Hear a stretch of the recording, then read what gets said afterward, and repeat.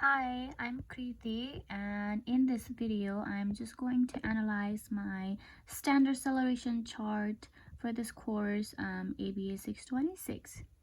Okay, so for standard acceleration chart, I pretty much use the same interventions throughout because it has worked in the past, so I don't tend to change it just because I am able to, with the interventions I use, I am able to get 14 cards in 30 seconds with some practice.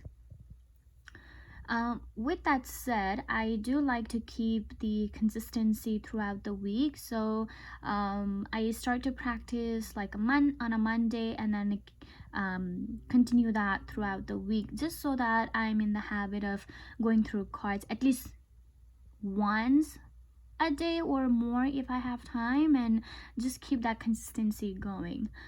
As you can see on my chart here, of course the small circles, they are for the number of accels, X is for decel, and the squares are for neutralize measurement. I think these symbols actually really help me when I want to visually analyze this data of mine. It's very distinctive and I'm able to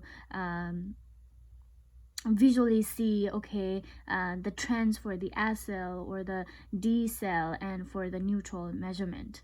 So in the beginning of the course, of course, whenever we introduce a new deck, my number of accels are not as high, but eventually as I get more practice, you can see an increase in the trend line, meaning so I am able to get a higher number of accel.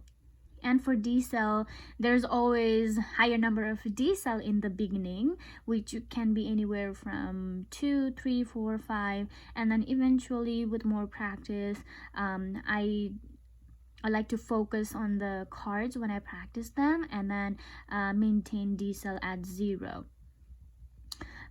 Similarly, as we move on and add deck 2, you can see there's always a higher number for decel, and then as we move on, it keeps getting lower and eventually 0.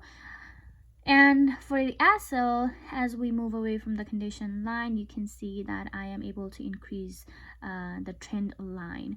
For my neutralized measurement, since by the time we get to input our neutralized measurement, I am familiar with the cards, so it stays pretty much the same. I'm anywhere from 14 cards to 16 cards.